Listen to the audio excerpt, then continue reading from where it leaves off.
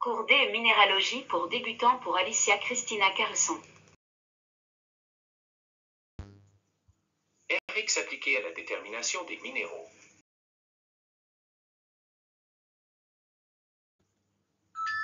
La diffraction des rayons X est une technique analytique utilisée pour étudier la structure cristalline des matériaux, notamment les minéraux et les composés chimiques. Lorsque les rayons X interagissent avec le réseau cristallin d'un minéral, des interférences constructives, réflexions détectées dans les diagrammes XRD et destructrices, non détectées dans les diagrammes XRD, se produisent et génèrent des diagrammes de diffraction caractéristiques pour chaque minéral, figure 7.1.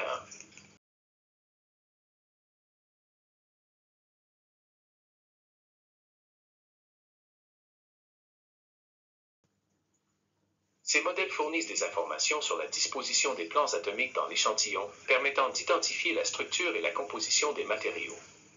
En ce sens, la technologie XRD est une technique analytique basée sur la diffraction des rayons X pour identifier et quantifier les minéraux dans un échantillon test.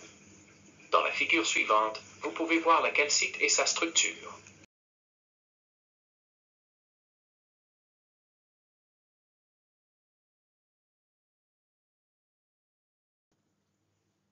Qu'est-ce que les RX?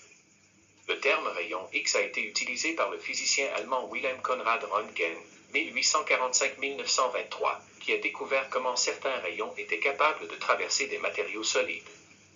Les RX sont des ondes électromagnétiques émises par les électrons internes d'un atome. Ceux-ci peuvent traverser la matière solide et réaliser une impression photographique. Autrefois, on obtenait un film photographique sur lequel chaque reflet était une marque sombre.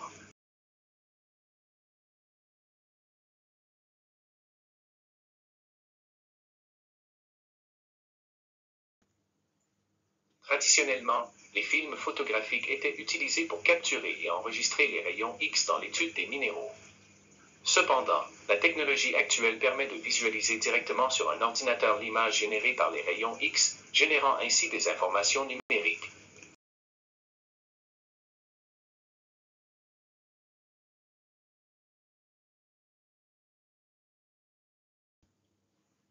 Comment les RX sont générés? Les RX sont générés lorsque des électrons à grande vitesse entrent en collision avec une plaque métallique, figure 7.2.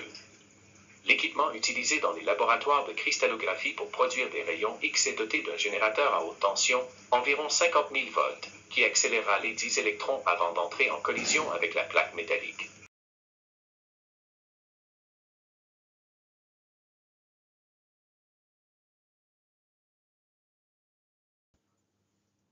Tubes utilisés pour la détermination des minéraux sont constitués d'une ampoule en verre à vide poussé, avec deux électrodes auxquelles la haute tension est connectée.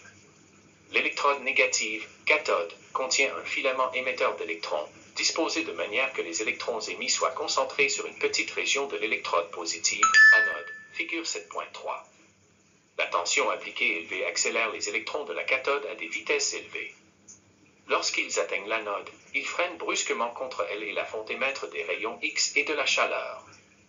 Les rayons RX sortent latéralement du tube par une fenêtre adaptée.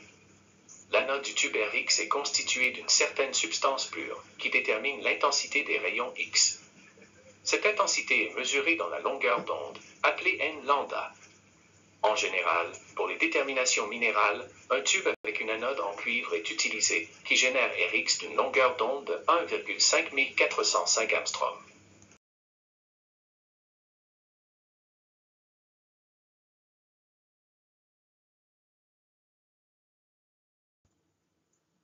LOIDE Bragg. La loi de Bragg a été introduite par Sir W. H. Bragg et son fils Sir W. L. Bragg en 1913. La loi de Bragg confirme l'existence de particules réelles à l'échelle atomique, fournissant une technique très puissante pour explorer la matière, la diffraction des rayons X. Les Bragg ont reçu le prix Nobel de physique en 1915 pour leurs travaux de détermination de la structure cristalline. Structure de halida, blenda et diamant.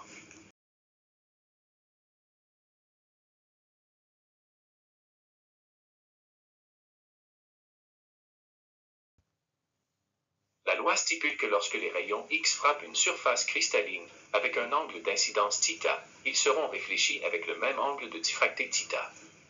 Lorsque la différence de marche d est égale à un nombre entier n de longueur d'onde, une interférence constructive se produira.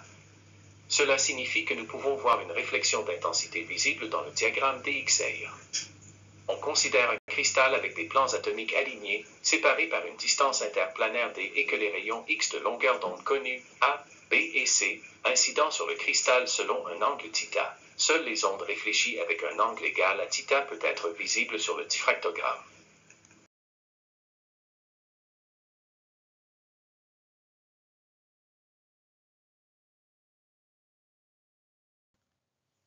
On peut voir que la différence de trajet entre le rayon réfléchi par l'atome X et le rayon réfléchi par l'atome Y est de 2yx.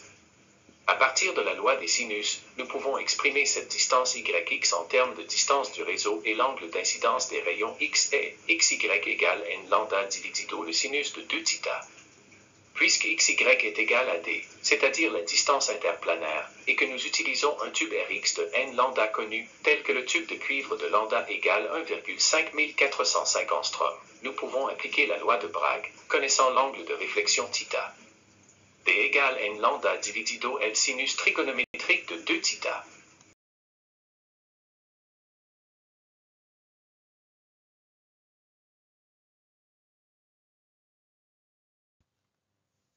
En regardant la figure 7.4, nous voyons que pour la distance 1, 0, 0, il y a une densité atomique plus grande que pour la distance 2, 7, 0, donc l'intensité du Rx réfléchi sera plus grande. L'intensité du Rx réfléchi est indiquée par la hauteur des pics dans le diagramme généré dans le diffractomètre.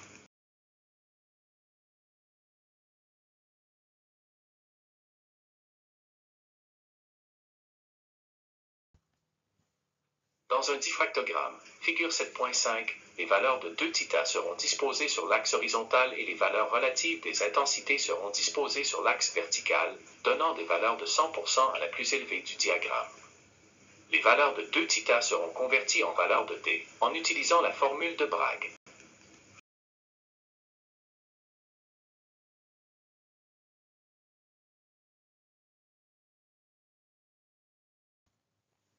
Le prochain cours concerne le diffractomètre de Bragg. Et ce sera le dernier cours de ce cours. Chers étudiants, si vous aimez le cours, likez-moi. Bientôt le livre est édité en papier et e-book sur Amazon.